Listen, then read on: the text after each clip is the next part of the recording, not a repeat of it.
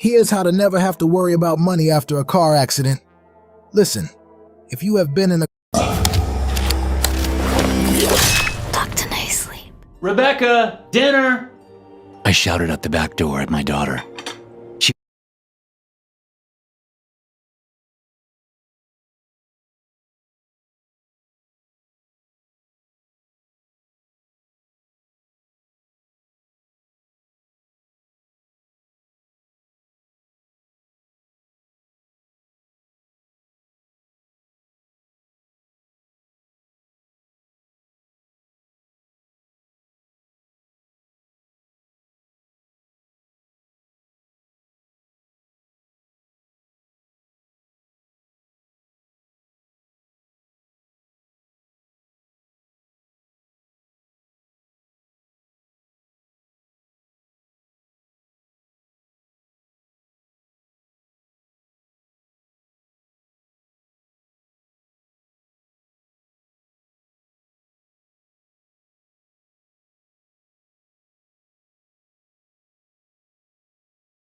was just a tiny black silhouette beneath the bare trees at the end of the yard. It was the second time I'd called her, and she still hadn't moved. I'm going to count to 3, Rebecca. I yelled again. That's 1. That's 2. She always ran to me before I counted to 3. Always. But not that night. It was like she'd turned to ice, suddenly more worried than angry. I jogged out across the snow toward my 5-year-old. In the porch light glow, the shadows of the forest branches stretched over her like looming skeletal hands. Rebecca! I grabbed my daughter's shoulder and spun her around. She looked pale and dreamy-eyed, but she wasn't hurt. At least, not in any way that I could see. I told you to come in for dinner. Didn't you hear me? She shook her head. What were you doing down here by the woods anyway? There was a backwards man. My daughter said numbly. What do you mean, backwards? I asked. You know. Rebecca snorted. Like this. She turned her head, arms, and feet as far around as they would go. She made a noise with her mouth that sounded an awful lot like bone snapping, then bent herself back to normal and rubbed her neck. Ow! My daughter groaned. Being backwards must hurt. At the time, I laughed about it. But later, laying sleeplessly in the blue darkness of an unfamiliar bedroom, those words came back to me with chilling clarity. It was such a nightmarish thing for a child to imagine, and it made me wonder if Rebecca was doing all right with the move. Her mother and I hadn't exactly divorced on good terms, and I'd decided that we needed a fresh start outside the city. Somewhere far away enough that if my ex got it into her drunken head to set fire to our house, drown Rebecca in the bathtub, cut my brake lines, or any of the other psychotic things she'd threatened, she might sober up or get pulled over before she reached us, if she ever got sober anymore. 2 weeks later, I'd found work in a small town and a country house about 30 minutes away that suited our needs perfectly. The place was cheap, recently renovated, with no neighbors except for woods and abandoned farmland. Everything had fallen into place so easily that it felt like fate. But had it really been the right choice for me and my daughter? I must have fallen asleep at some point, because the next thing I knew, I was waking up in pitch darkness to an ear-splitting shriek. It was coming from Rebecca's room. I tripped over furniture and fumbled for light switches as I ran through the still unfamiliar house to my daughter's side. Throwing open the door, I found her sitting up in bed, her mouth open sickeningly wide in a scream of pure terror. What is it, honey? I hugged her. What's wrong? Rebecca didn't answer. She just kept staring over my shoulder at the black winter night outside her bedroom window. Do you want to sleep in Papa's room tonight? I tried again. Rebecca nodded. By the time I'd carried her down the long hallway and tucked her into bed, my daughter was fast asleep. I went to the bathroom and splashed water on my face. I had work in just a few hours, and Rebecca would be starting at her new school. Maybe that was it, I thought, as I pulled the blankets up around my chin. Nightmares, nervousness, first day jitters. It would pass, I told myself. Of course it would. When I picked Rebecca up from school that afternoon, it seemed like it had. My daughter spent the ride home telling me about her new friends and how her teacher had a real-life frog in her classroom. We had takeout for dinner, watched a movie, and were in bed before 10 o'clock. We were both exhausted from the night before, and if anything strange passed by in the darkness, it passed by unheeded. A few nights later, on my way to the bathroom for a drink, I heard voices coming from my daughter's room. It was after 2 a.m. Who could she be talking to? I tiptoed down the hallway and pressed my ear to the door. I don't know, Rebecca was whispering. Mama would probably get mad if I opened the door and let a stranger into the house. As quietly as I could, I inched the door open, but I couldn't see anything in the lightless room on the other side. Okay, I'll tell him. Rebecca? I asked, switching on the light. My daughter was in her pajamas, standing by the window.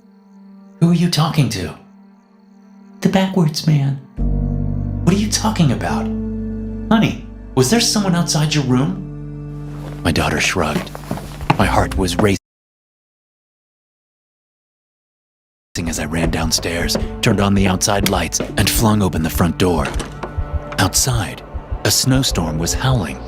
No one should have been out in weather like that, and if they were, they wouldn't have been able to flee so quickly. Reassured, I went to check on Rebecca, but she was already snoring softly beneath the covers.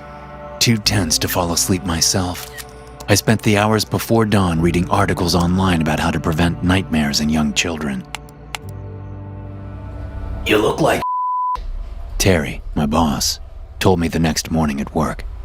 You and the kid adjusting okay to the big move? Terry was a burly, gray-bearded engineer, as big-hearted as he was blunt. He could sniff out a lie a mile away, so I had no choice but to tell him the truth. Not really.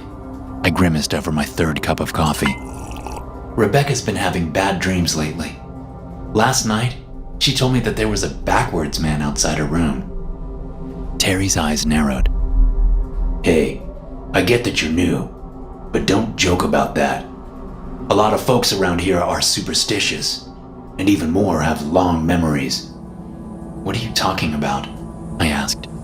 Terry gave my shoulder a squeeze. Just old stories, son. Hey, you done with that inventory yet? I shook my head and got back to work, still reeling from what Terry had said. He seemed to think that the thing from my daughter's nightmare was real. I might have forgotten all about it if I hadn't decided to hang the Christmas lights that evening after work. While carrying the ladder to the side of the house, I found something that chilled my blood. There were footprints in the snow. They were faint, but unmistakable. Bare footprints, but in reverse, with the big toe on the outside. When I climbed up to the roof beneath Rebecca's room, what I saw was even more disturbing. Large, greasy handprints pressed against my daughter's window, with the thumb where the pinky finger should have been. I climbed down from the ladder and hurried inside to check on Rebecca. I found my daughter laying on the living room carpet in front of the TV, playing with her dolls. Unnervingly, most of them seemed to have their arms, legs, and heads twisted in the wrong direction. Was there really a man outside your window last night? I asked, squatting down in front of my daughter. A backwards man? Yeah. Rebecca didn't look up from her toys. With a shudder, I noticed that she was having one of the reversed dolls twist the limbs of another around until it, too, was facing backwards. What did you talk about? It was hard to keep the tremor out of my voice. It's very important that you tell Papa the truth now, okay? He says he's coming to visit you tonight. He says you're next. I whipped out my phone and punched in Terry's number. I had no idea what the hell was going on, but from our conversation at work, it seemed like he might. After 2 missed calls, I left him a message and set about locking every door and window in the house.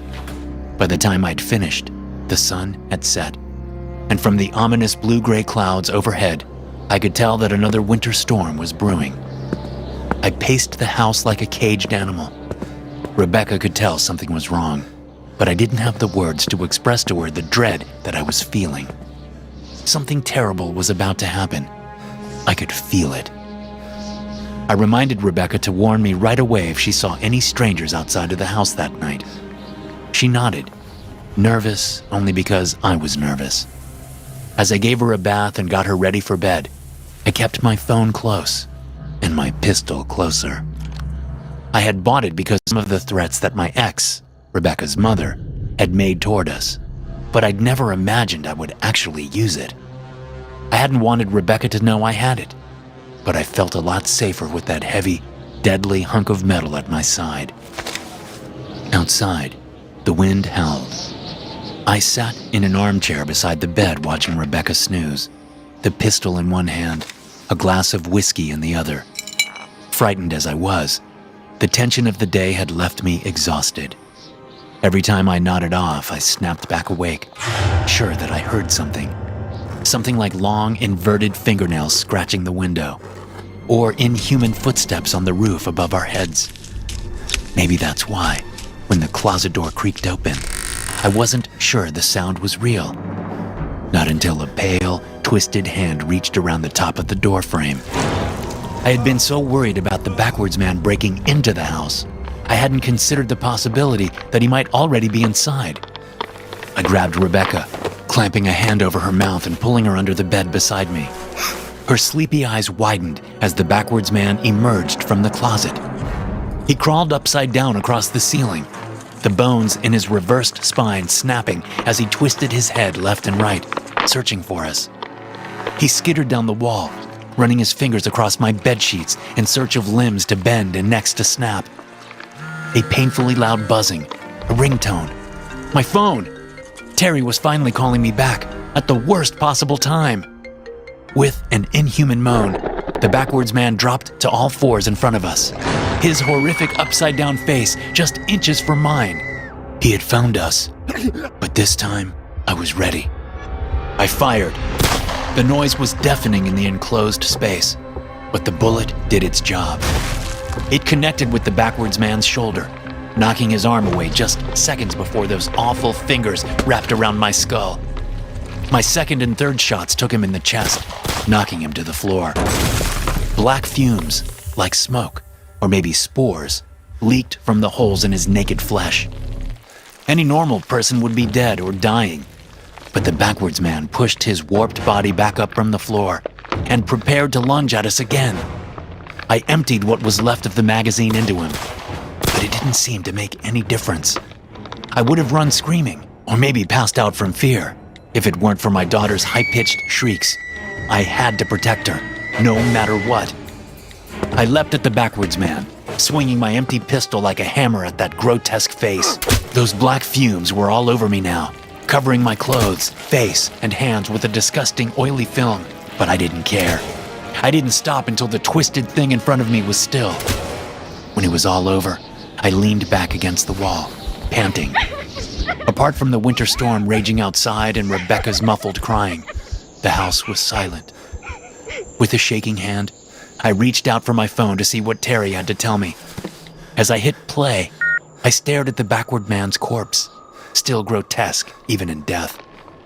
And yet, his limbs seemed to be righting themselves, snapping back into position, to the point that I could almost imagine the ordinary human being that at one time he might have been.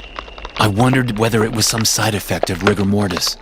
Then Terry's message finally began to play. Hey man, sorry I missed your calls. I got tangled up at work and, well, that isn't important now. If what you're telling me is true, and not just some bad joke, you and your family have got to get out of there, now. Don't try to hide, don't try to fight, just run. I know it sounds crazy, but you remember how I reacted when you mentioned the backwards man, right? Well, that reaction is pretty common in these parts. And that's because most people around here have lost friends and family to the backwards man. My heart skipped a beat, and I wished I could rewind.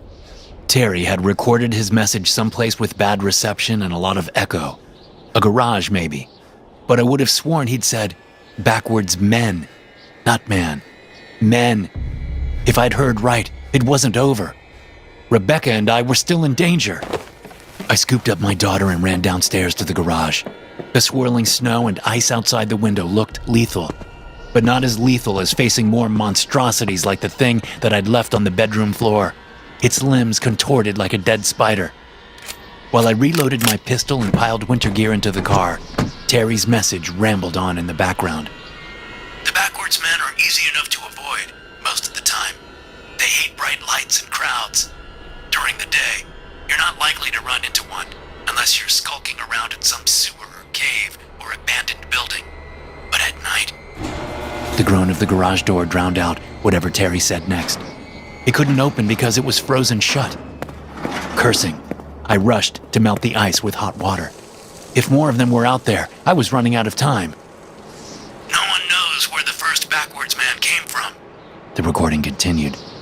Religious folks say it was God's punishment on some poor fool for selling his soul to the devil. Others blame some top-secret experiment gone wrong. I don't know who to believe, but I do know one thing for sure. The authorities won't do about it. They blame the disappearances on gang violence or runaway teens, and those of us who grow up here know better than to confront the backwards men ourselves. What happens if... Too soft, too soft! I'd finally gotten the garage door unstuck and was readying myself to face whatever was out there in the freezing darkness. With Rebecca and our supplies locked safely in the car, I held out a shaking finger to open the garage door, then hesitated. It felt important to hear the rest of what Terry had to say. That's what I'm telling you, he went on. Run! If one of them gets close to you and your daughter, don't let it get close to you, and especially don't wound it, because whatever is creating the backwards men, it's contagious. I looked down at my hands. The black, oily droplets that had covered them were gone. Had it been absorbed into my skin somehow? I took a step toward the car, my joints feeling tight. Thanks to the adrenaline, I hadn't noticed it before, but now it was almost like they were bending on their own, and in the wrong direction. Papa? My daughter's voice seemed to come from very far away. I took her out of the car and placed her on the doorstep. Papa, what's wrong? Becca, remember how we used to play hide and seek? I took a deep breath. I could feel the changes starting, and I knew that soon the pain would be unbearable. I need you to play hide and seek with me now, but this is going to be a special version. Papa is going to go outside, and he's going to lock the door behind him. No matter what you hear, don't tell Papa where you're hiding, and remember that this time, the game doesn't end until sunrise. I'm going to start counting now, okay? 1, 2, 3. Even with my eyes closed, I knew that Rebecca had paused to take one last look at me before running into the house. I smiled. I was glad. I wanted her to remember me like this, not like what I was going to become. Thanks for watching. Be sure to subscribe and smash that like button.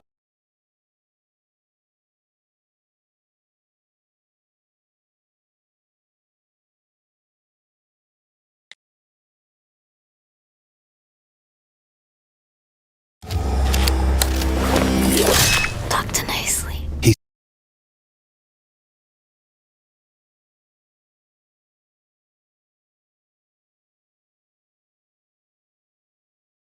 Fast, and I can't move quick enough to dodge the slap. My head jerks sideways as my father's hand collides with the left side of my face. But this time, I keep to my feet. He releases a long, wordless wail as he brings his hand back, as if to hit me again. His brown eyes are brimming with tears above his bushy black beard. Damn it, boy! He says, voice raw with emotion. Damn it! I told you! I told you! I stand defiant next to the boarded-up window. I managed to get one nail out before my father snuck up behind me. I thought he was asleep. I was wrong. You gonna hit me again? I shout. Come on! He jerks forward, grabbing the base of my neck with his large, calloused hands. I think he's going to throttle me at first, but he yanks me toward his chest, pulling me into a too-tight hug. What can I do to make you understand? He whimpers. Tell me what I can do. Over his shoulder, I see my sister appear in the hall outside the den, drawn by the resounding slap. She runs up in her sock feet, short, brunette hair bouncing as she rushes into the room. What happened? She asks. Dad doesn't answer. He just shifts and pulls Amy in with one arm, hugging us both tight. I know this is hard. He says to us. Hardest thing ever, really.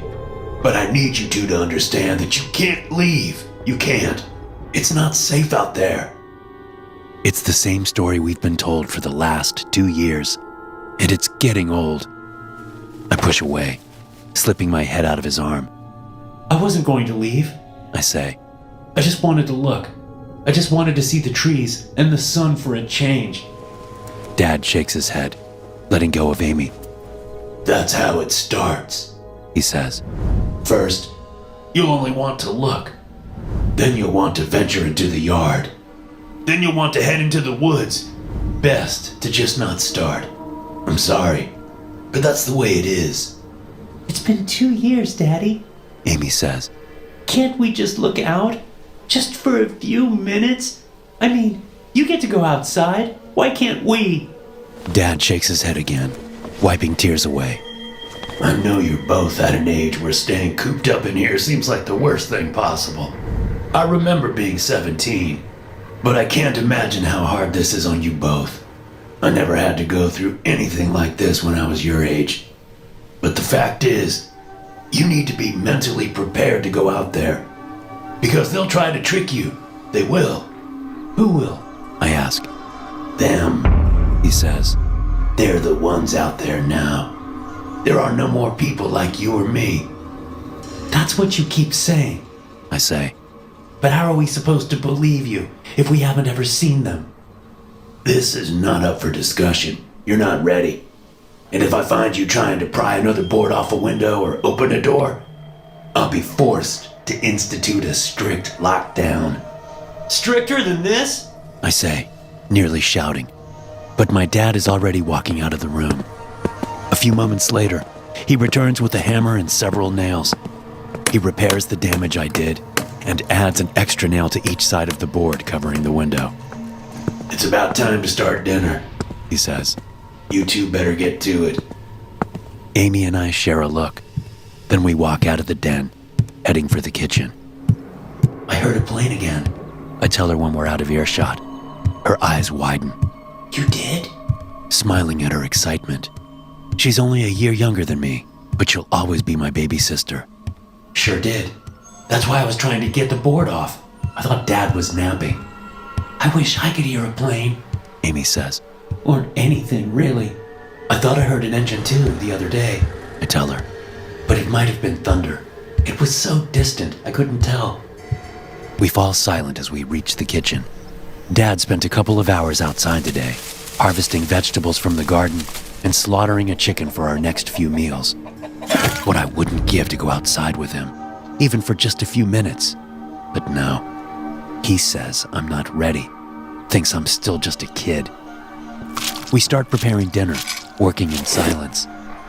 Dad comes through the kitchen with the hammer and heads down to his room on the first floor.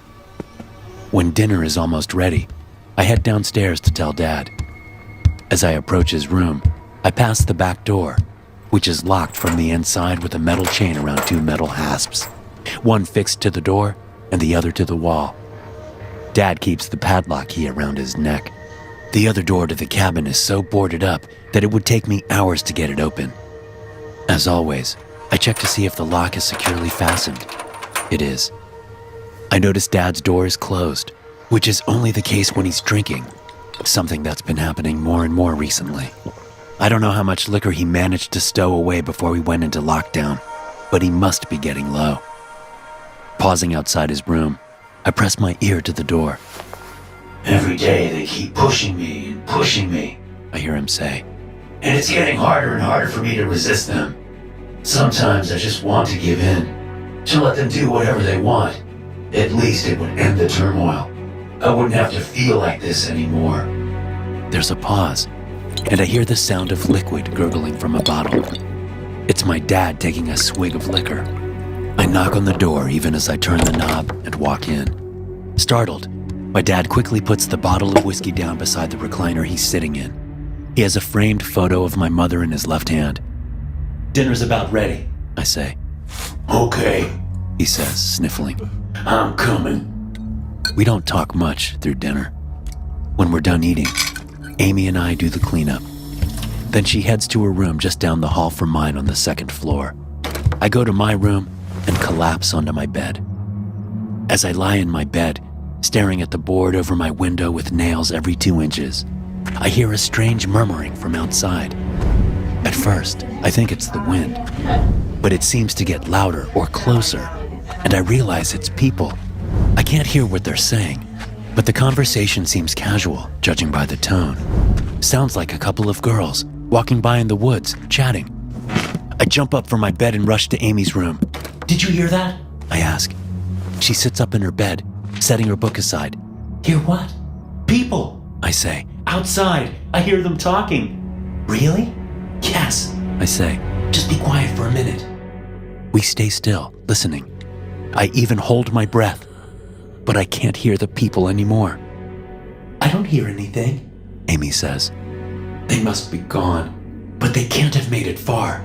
If we can get out there. You're kidding. Amy says. How? You heard what Dad said. He's been drinking. I tell her. I bet I can get the key from around his neck. Amy's eyes go wide as her mouth drops open. It's unthinkable. You wouldn't. Why not? I say. Dad goes out there every couple of days. Why the hell can't we? If he comes back fine, then we can too. Amy bites her lip, considering. You really heard people? And a plane? I really did. I say. I mean, what if this is all just made up?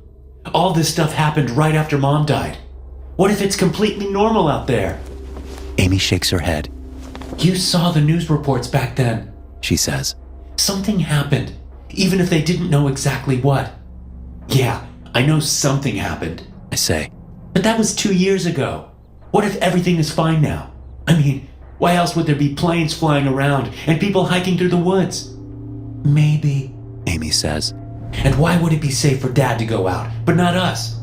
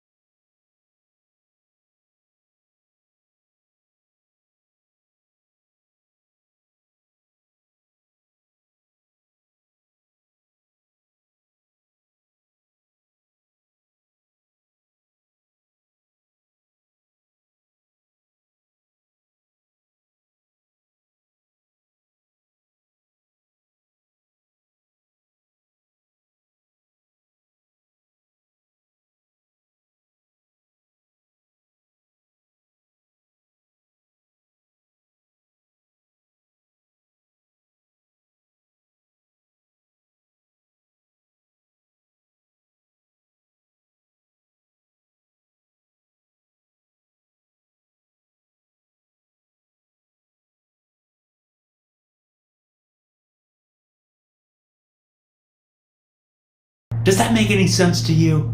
No. I think Dad has just gone off the deep end. Since Mom died, he's terrified of losing us. So he's kept us cooped up in here, even though whatever happened is cured or solved or whatever. Amy looks like she's coming around, but she's not quite there yet. So I push on. Listen, Amy, I heard Dad talking to Mom's picture again tonight. He feels guilty. He was saying how he wanted us to just do whatever we want so he could stop feeling guilty. He said that? I nod. Yeah, in so many words. Amy takes a deep breath. Okay, She says. see if you can get the key. But if you get caught, I didn't know anything about it. I smile. Domino's new Parmesan stuffed crust pizza tastes like never before. Because Domino's has never had stuffed crust before. Deal. I can hear my dad snoring as I creep down the stairs.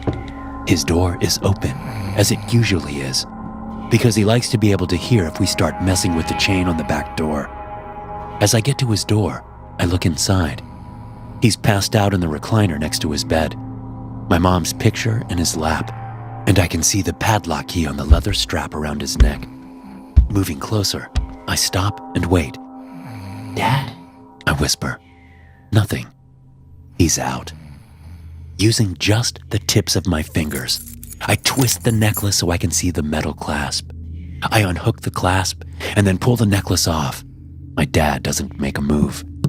I head back over to the stairwell to find Amy there, her shoes on and my shoes in her hand.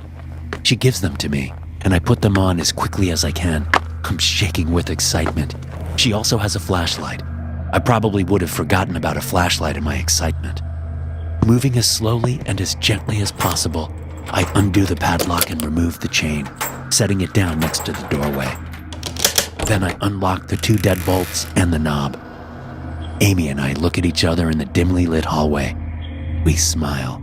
The smell of pine trees and fresh earth overwhelms me as I open the door. Amy and I slip out into the darkness. I shut the door gently behind us.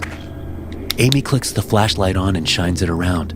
Our yard is fenced in, and there are several raised garden beds within the chain link fencing. The chicken coop is on the other side of the cabin. We can hear the chickens clucking every so often. She turns the beam outward, shining at the pine trees around the property. There's nothing much to see, just trees. But it's still the thrill of a lifetime for me, being outside after so long. The sound of a young woman's laughter splits the air from off in the woods. "Did you hear that?" I ask Amy.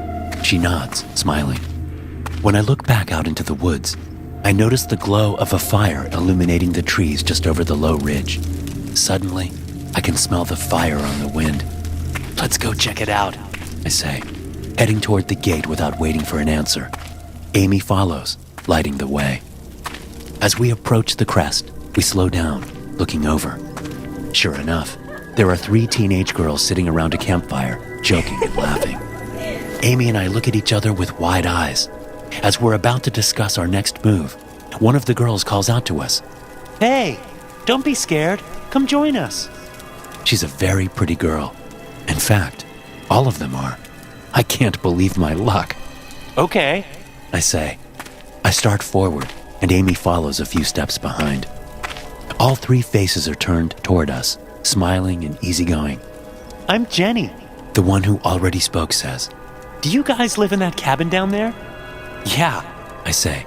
"I'm Brandon, and this is Amy." "Nice to meet you, Jared," Amy says. I turn to look at her. Jared? I think. What is she talking about? "No!" A scream cuts the air from behind us. My dad! Amy and I flinch, turning around at the same time to see Dad running toward us through the woods, his shotgun in hand. Get away! Get back! "What?" I say, turning back around to face the teenagers. Jenny, the nearest one, lunges at me. As her hands touch the skin of my neck, reality seems to rip before my eyes. No longer is there a pretty teenage girl in front of me. There's a creature with wide, deep-set eyes and a craggy, blackish-gray face. A crooked grin with cracked teeth sits on the bottom half of its face, under red slits for nostrils. Its tendril-like fingers wrap around my throat. I can feel something entering my skull, but I'm not sure if it's something physical or more of a psychological invasion. "They'll try to trick you," my dad said earlier. His words repeat in my head as terror freezes my bones. After a moment, I feel a terrible, unending crack form in my mind. A world too awful to comprehend suddenly becomes my reality. I can feel billions of other minds locked in with mine, all half insane and gibbering, pleading for release. I can feel all their pain and their sorrow and their fear, and it's never ending. And I can feel them, the creatures, feeding on it. I understand them, suddenly. Time folds in on itself, and I can see them, taunting my father on the days he came outside to work in the garden or get eggs. I can see them taking the form of my mother, telling him things that only she could know. They tried to get him to come out into the woods, into their territory, but he resisted. Until now. Until I drew him out here. I'm vaguely aware of the sound of a shotgun going off. The creature screams. I notice out of the corner of my eye a creature pouncing on Amy, and I can feel it as her mind joins the fray, adding her darkness to the infinite turmoil. The shotgun fires again, and another creature screams, but it's not dead. They can't die. Not with violence, only starvation. My dad comes into view. I see him look from me to Amy and back as he pumps another shell into the chamber. Then he turns the barrel on himself. The shotgun fires, and then I'm pulled out all the way out of reality and into hell. But before my world becomes nothing but agony, my last coherent thought is for my dad. At least he escaped this fate. Also, it turns out that most of you guys who watch me aren't actually subscribed. So if you like the content and want to support the channel, go ahead and hit the bell. It's free, and you can always change your mind later. Story 2. My turn. The room in the boutique hotel was simple enough. It had a bed and a bathroom and a television. But best of all, it had a window looking out onto a pristine sandy beach and turquoise water. It wasn't like we'd be spending much time in the hotel anyway. Abby and I had all kinds of fun activities planned on the remote island, and we'd paid a small fortune for this vacation, so we were determined to make the most of it. But as we arrived at the 3-story hotel, we were feeling the effects of jet lag from flying halfway around the world, so our plan was to get some serious sleep. I'm gonna take a shower, Abby said when we settled in. Ugh, please do, I said from the bed, waving a hand in front of my nose. Abby smiled, but her eyes narrowed. I was going to suggest we fool around once I got out, but I don't know about that anymore. I take it back, I said, pleading. We both laughed, and then she went to take her shower. I flipped on the television. There was a popular superhero movie on, but it was dubbed in the local language. At least there were subtitles. Zoning out, I closed my eyes for a few minutes, but when the building started shaking, I jumped up from the bed, looking around in confusion. The television shorted out, along with the lights. I ran into the bathroom as the shaking continued. Abby was shouting, and the water suddenly shut off. Grabbing a towel, I ripped open the shower curtain and helped her out. Then we both crouched in the bathroom doorway. We had the shades open on a beautiful sunny afternoon, but something had happened to the sunlight. The room was totally dark. After about a minute, the shaking stopped and things settled. Still, we stayed in the doorway. Abby's blonde hair was still dripping as she clutched the ends of the towel to her chest. Earthquake? She asked. Must have been, I said. The room was still dark. I couldn't see anything. Stay here. I went over to the window, seeing nothing but darkness. Like a black blanket had been thrown over the window's exterior. I reached around on the nightstand for my phone. When I lit it up, it showed I had no service. What the hell is happening? I whispered. Did you close the shades earlier? Abby asked. No, Suddenly, the lights in the room came back on. The sound of water hitting the shower basin came from the bathroom. The television came back on, but there was only a blue screen, and the window remained dark. I swallowed hard and moved back over to Abby. No service, I said, showing her my phone. I helped her up, and she went to check her phone. Stepping to the door, I tried the knob. It moved, but I couldn't open the door. Then I remembered the deadbolt. I unlocked it and then tried again. The door didn't budge. So I leaned forward and peered out through the peephole. The hallway looked normal. There was no one out there. The door across from us was closed. Then, from the left, someone came into view, distorted by the fisheye lens. No, it was two people. A sliver of dread stabbed through me as the people, a man and a woman, walked right up to our door. As the man looked up, I jumped away from the peephole, producing a frightened grunt. What's wrong? Abby asked from further in the room. It's us, I said, not really believing the words myself. What? I shook my head, trying to come back to my senses. I stepped back to the peephole. The hall was empty again. What did you see? Abby said, coming up next to me, grabbing my hand. I saw us in the hallway, walking up to the door, just like when we got here. Abby shook her head, brows furrowed. Then she moved forward and looked for herself. There's nothing there. You're right, I said. You're right. See if you can open the door. I sat on the bed while Abby tried, to no avail, to open the door. I kept looking from my phone to the black window. I couldn't shake the feeling that something terrible was happening. Abby tried to phone the front desk, but she didn't even get a dial tone on the landline. We were stuck. I'm sure someone will come check on us soon. We can't be the only ones in the hotel, Abby said. We tried our best to pretend like everything was okay. We even tried to sleep, but it was no use. Our phones still kept time, so we watched as the hours dropped away. There was still electricity, so we were able to charge our phones and computers, but we couldn't access the internet or call anyone. We couldn't communicate with the outside world. 24 hours passed and nothing happened. We banged on the door and the walls. We ate the few snacks we had, and we drank water out of the faucet. The blackness outside the window never changed. Every so often, I would try to open the door again. When I decided I tried to break it down, Abby talked me out of it. She was certain someone would be coming soon. I wasn't so sure. On the second night, Abby was snoozing lightly when I heard something from out in the hall. I jumped up and rushed to the peephole, looking out. The door across from us opened, and an Asian couple walked out, rolling their suitcases behind them and chatting in a language I couldn't understand. I banged on the door and screamed, waking Abby, but the couple made no sign that they even heard me.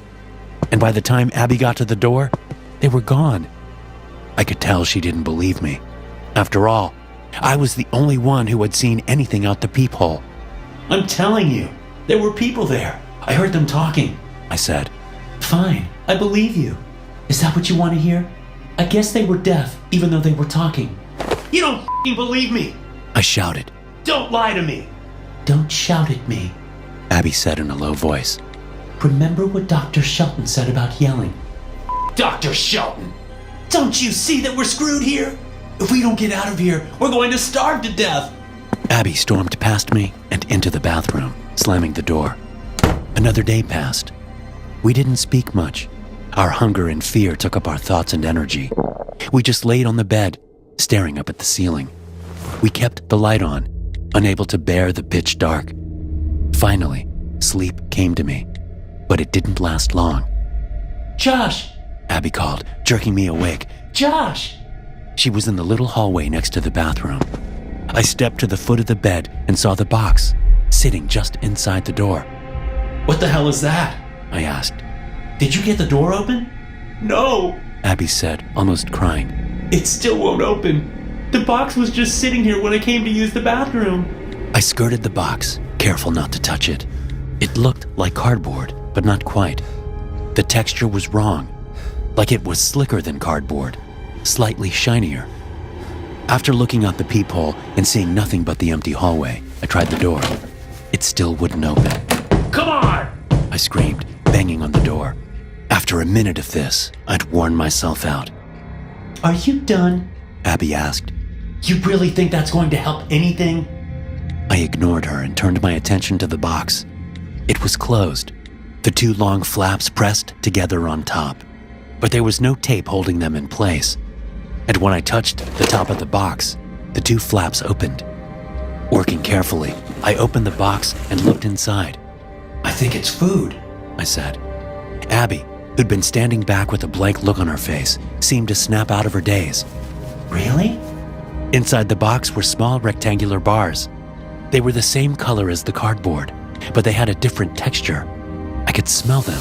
They smelled like those all-natural granola bars you get for $5 a piece at health food stores. My stomach rumbled. I reached in and grabbed one, lifting and taking a bite out of it while Abby yelled for me to stop. Are you kidding me? She said. You're just going to eat it? Just like that? It was the best thing I'd ever tasted. I closed my eyes and made a small moan as I chewed. What do you want me to do? Send it off to the lab to have it tested? I said, but my heart wasn't in the fight. I scarfed the rest of the bar down and had to stop myself from eating another one. It's not like there wasn't plenty in the box. There was. Probably 48 or more of the things. But I wanted to wait to see if there were any ill effects before eating more. Abby made it about an hour, asking me how I felt every 5 minutes before she ate one. With some food in my stomach, I finally fell asleep for a little while. Dick's epic 4th of July sale is on. Take 20% off bog bags and igloo coolers. 25. 2 more days passed. Even though we now had food to eat, it gave us little solace. The stress, combined with the close quarters, meant Abby and I were yelling at each other for what seemed like once every 2 hours. Finally, in the middle of another fight, I stormed to the bathroom and slammed the door, locking it. Abby came to the door and started tapping on it, egging me on. She wanted to keep fighting. So I turned on the shower and sat under the warm water, not even bothering to take off my clothes. I sat there for a long time. At some point, I turned off the water and took off my wet clothes. After drying off and hanging my clothes, I unlocked the door and headed out of the bathroom to find the hotel room door open. I froze, looking out the open door and into the hallway. Abby? No answer. Holding the towel around my waist with one hand, I moved into the room. It was empty. Abby was gone. I ran into the hallway, looking frantically left and right. Abby! The hallway lights were on, and I could see a window at the end of the hall to my right. It was pitch black on the other side of the glass, just like the window in our room.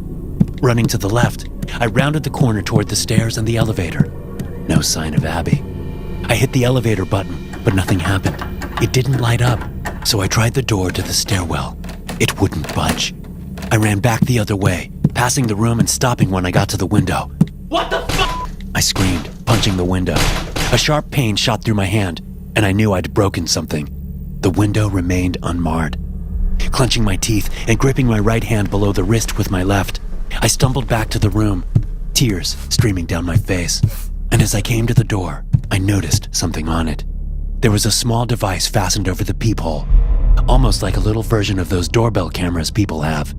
I couldn't remember if it was there when we came to the room, but as I looked around, I saw that every door had one. I went across the hall and banged on the door. There was no answer. I did the same with 3 other doors. Nothing. I turned back and went into my room, leaving the door open about halfway. I stepped behind it and looked through the peephole, and I saw the hallway as it would have been if the door had been closed. But it wasn't closed all the way. I should have seen the door jam and only half the hallway, but I didn't. Whatever the device was on the other side of the door, it was playing a recording of the hallway. As I was contemplating this, the sound of movement came from inside the room. Abby? I said, hair standing up on my neck. I crept past the bathroom and into the room. I could see the back of Abby's head just beyond the bed, as if she were sitting on the floor with her back against the bed. I rushed over toward her. Abby, baby, The words jammed in my throat as I saw my girlfriend. Her parts were all mixed up. Her mouth was on her forehead, her tongue hanging limply out. One of her eyes was on her left cheek. The other one was where her mouth should have been. Her nose had been turned, her nostrils pointing to the left instead of down. Her left leg had been swapped with her left arm. She looked up at me with confused eyes, then tried to get up. She managed to get to her right leg, but when she tried to walk, she stumbled into the window. I moved back, watching as her left leg twitched and worked where it came out of her t-shirt at her left shoulder. She kept trying to get up. Her eyes rolled in desperation. My mouth wanted to work, but there was nothing to say. I was sure I'd gone insane. Back in the real world, my blubbering body was a vegetable. Maybe I'd been in an accident, severe head injury. As I backed toward the hall, I passed the television, which suddenly switched on. This time, there was an actual program on, instead of a blue screen. It was a news program, in English. There was an aerial view of a pristine beach and turquoise water, but the tranquility of the scene was in stark contrast to the mess of rebar and plumbing and wiring that stuck out of the ground where a building had once stood. The building I was in now, the hotel. Still no explanation for the mysterious disappearance of an entire hotel on this remote Pacific island. It has been 5 days since the structure simply vanished, leaving experts to scramble for explanations that don't involve extraterrestrials. The family members of those staying and working in the hotel say that... The words were drowned out by the blood rushing in my ears.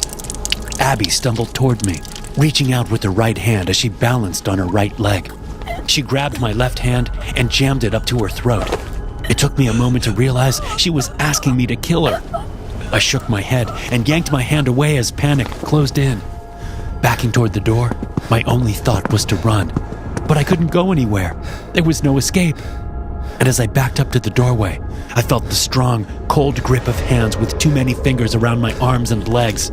Something slimy clamped around my face, keeping me from shouting out or seeing the culprits. I fought as they dragged me down the hallway, but it was no use. The observation portion of the experiment was over. Now, they were going to take me apart and put me back together. It was my turn. Story 3. Here Comes the Night. The line of cars ahead of me curves around and down toward the parking garage's exit, 2 floors below. I'm on the 3rd floor of the 5-story garage. It's the end of another long day.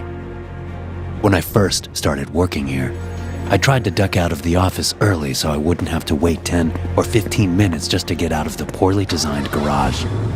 But I quickly realized that it didn't matter what time I left. I would always get stuck, waiting as the line slowly dwindled down. Of course, if I wanted to stick around in the office until 7 or 8, I could get out of the garage in a matter of minutes.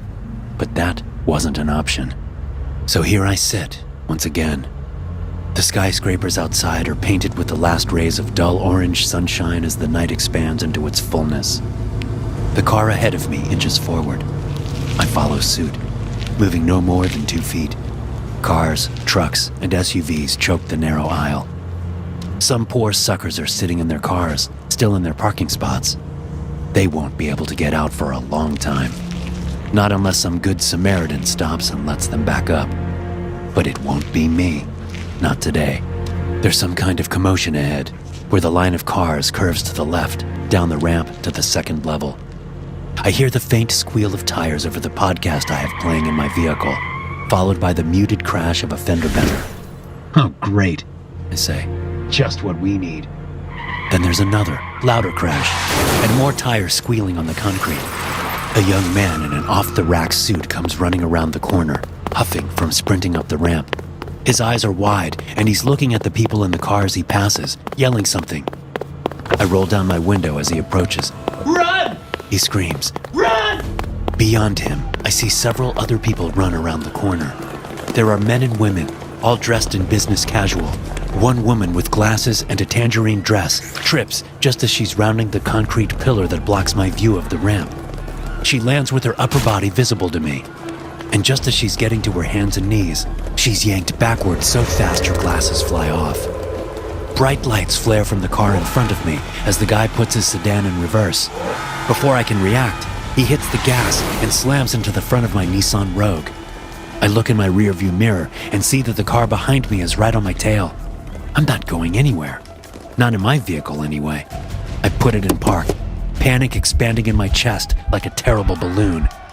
No more people are running up from the lower level, but I can hear screaming from down there. I grab my phone out of the cradle, open the door, and jump out. And I sprint back along the line of cars, heading toward the stairwell.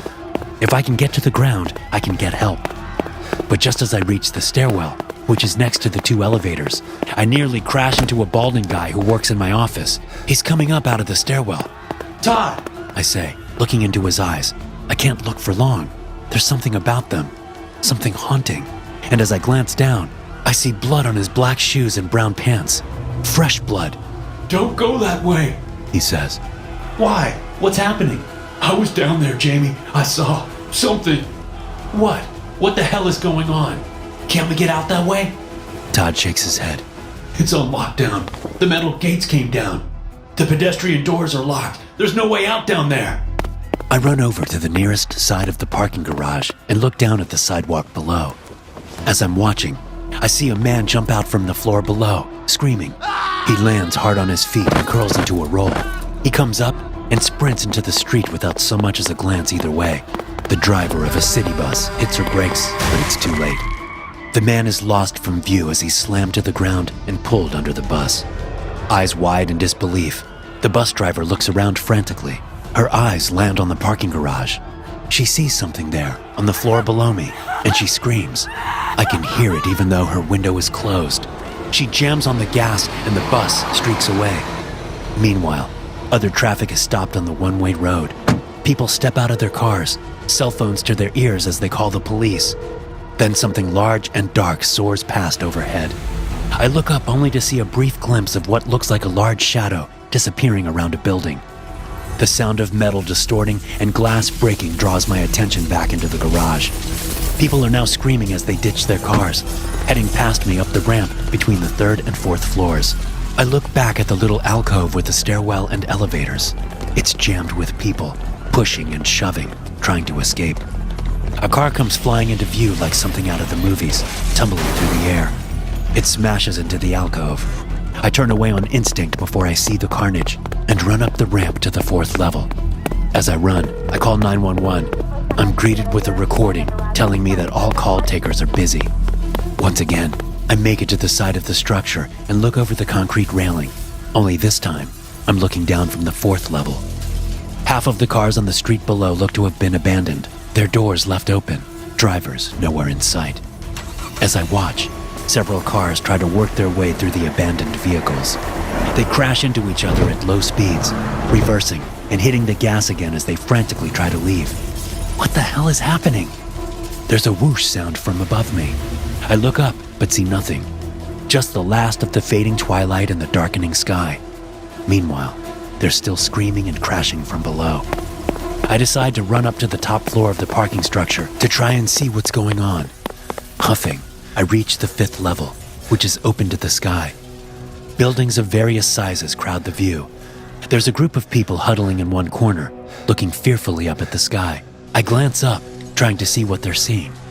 There's nothing, just a sky going from dark blue to black. But then I see something. It doesn't look like much more than a dark shadow, detaching itself from the side of a building, some 200 feet above. At first, I think it's a black tarp, the way it floats. But then it changes shape, like a bird narrowing its wings to dive bomb its prey. It streaks toward the group of people at the corner, its inky blackness morphing as it goes. The people see it coming. Some of them scream, others shout, others pray to God. The smart ones scatter, diving under nearby cars or simply sprinting in any random direction. My eyes are locked on the thing, my mind grappling, searching for some explanation, and coming up short. The shadow swoops down onto the remaining people. Tentacles made of the darkest night shoot down, grabbing a half dozen of them and yanking them off the ground. Then the shadow is airborne again, turning on giant wings that aren't really wings at all. The thing streaks toward me, the 6 screaming and pleading people hanging beneath it. Without thinking, I reach up and grab a woman by the leg, trying to save her, to rip her away from the thing. My feet leave the ground, and before I know it, I'm 15 feet in the air and quickly approaching the side of the parking garage. But my eyes are still locked on the thing. I watch as the tentacles pull the people up into the pool of midnight that is the creature's body. As they're pulled up, the tops of their heads touch the underside. Little tendrils of night creep down, shooting into their eyes, turning them pure white. The people stop screaming as they're pulled further in, their mouths lost to the black void. Realizing the same fate awaits me, I finally wrench my eyes away and look down past my feet. The cars below are the size of Hot Wheels. The parking garage is several hundred feet under and behind me. But I see that we're approaching a skyscraper. My hands are sweaty around the woman's ankle. My shoulders scream from holding my weight. The people are now up to their waists in the creature. Just a few more moments and I'll be sucked in too. I look toward the skyscraper. Yes, the creature's going to fly over it. My hands are slippery. Just another couple of moments. Just as I'm about to let go, the creature changes direction, skimming over the corner of the skyscraper. I have no choice. I let go and slam into the edge of the building, hooking my arms over the side. My feet scramble for purchase on the vertical exterior. With a loud grunt, I pull myself over and collapse onto the flat roof. On my back, I look up at the sky, breathing hard, processing what just happened. I can see a couple of bright stars coming out despite the city's light pollution. From far down below, I hear a symphony of sirens. Finally, I get up to my knees and look out to the west. From here, I can see far enough to spot the western horizon, where the sun is still setting. But what I see sends a spike of pure terror into my chest. The entire western horizon is crowded with black shadows. They undulate and swoop and dive, like massive predatory birds in a flock large enough to blot out the sun. Thanks for watching. Be sure to subscribe and smash that like button to get notified every time I upload a new video. You can also check out some more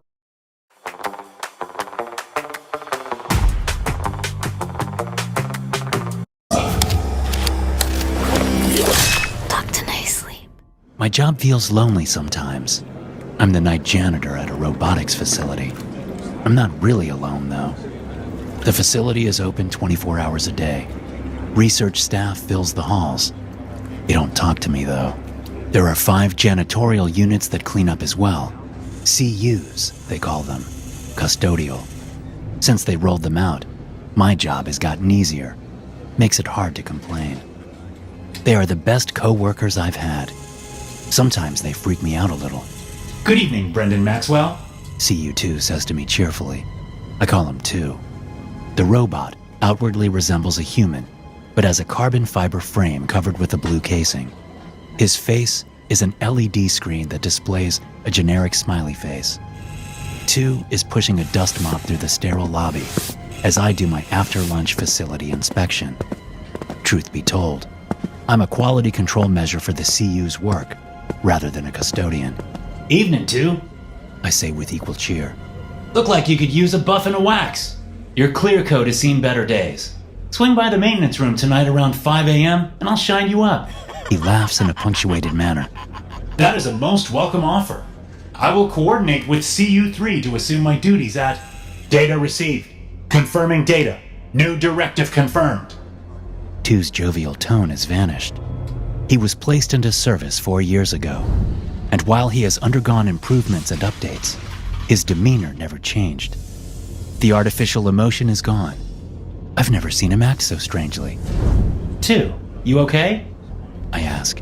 The mop falls from his hand, and the generic smiley face has vanished, leaving a series of randomly flashing lights on the face.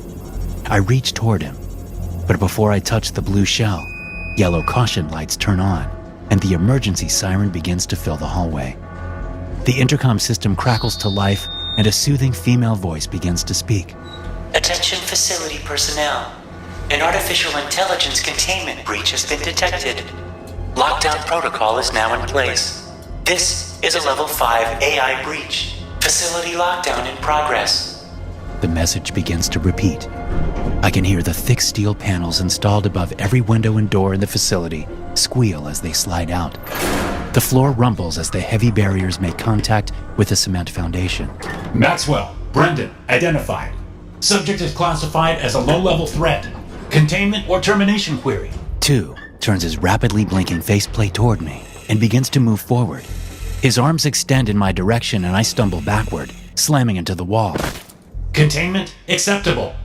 The custodial unit stands over me as I try to will myself through the wall. His blue hands grasp my arms at the shoulder as I get lifted into the air. I struggle against the grip, but the pressure is nearly crushing, and each movement I make feels as though the bones in my upper arm will snap. 2, what are you doing? I shout. Please, put me down. Request unacceptable. He responds. Maxwell, Brendan, containment and monitoring are the only acceptable perimeters. Project Solomon is now in control of this facility. Project Solomon? I've never heard of this. Not that the staff here explain themselves to janitors, but I have overheard them talk about almost every project. I've never heard of this one. 2 drops me to the floor, but maintains a firm grip on my right arm as he opens the door to the security office. He releases my arm and pushes me inside before slamming the door. There is a dull crack and the squealing of compressing metal. CU2 breaks the office door handle and presses the metal frame over the lip of the door to seal me in. Solomon will assess you soon. 2 says through the door. Please remain in containment. My fists slam against the security station door, but CU2 is already walking away. I can see engineers and researchers scrambling through the hallways, white lab coats fluttering behind them. Custodial and maintenance units trail behind at a steady pace. A squat, stocky maintenance unit brings up the rear of the group. It is dragging a man by the ankle. He isn't moving. They vanish behind a wall at the end of the hall. There is a red streak across the sterile white floor. The heat of panic is building in my chest. I ram my shoulder into the door, but it doesn't budge. After scanning the ceiling for a ventilation shaft or emergency hatch and finding none, I realize 2 has successfully trapped me. I fall back into the desk chair and turn to watch the cluster of monitors at the security desk.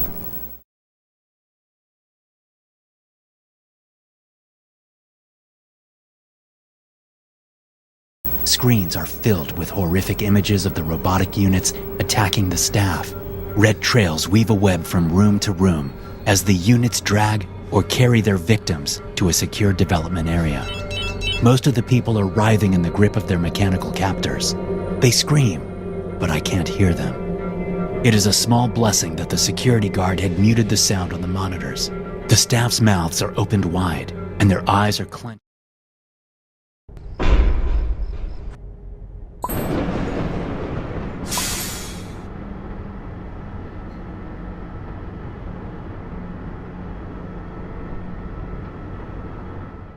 With pain and terror. Even though I can't hear their wails and pleas, my imagination fills in the gaps. I scan the other screens and see the same images of horror play out over and over. Every robotic unit in the building is corralling the staff, living and otherwise, into the development room. Their face panels all blink randomly, absent of their previous generic smiles. 2 units standing sentry at the development room open the door as the other units carry and drag their victims out of sight. My eyes pass over all of the monitors, but there is no visual inside the room. Whatever is inside, it must be highly secretive, as you can only see the exterior doors. The overhead speaker continues playing the lockdown message in a rotation. A combination of the soothing voice continually announcing the lockdown and watching the murderous robots capturing the staff is going to drive me mad. I turn the volume on the monitor back on to allow the ambient noise to help cover the sound from the speaker system. I have to escape. I have to warn someone. I have to... Shrill cries erupt, pierce my deep into my bones. Every building except me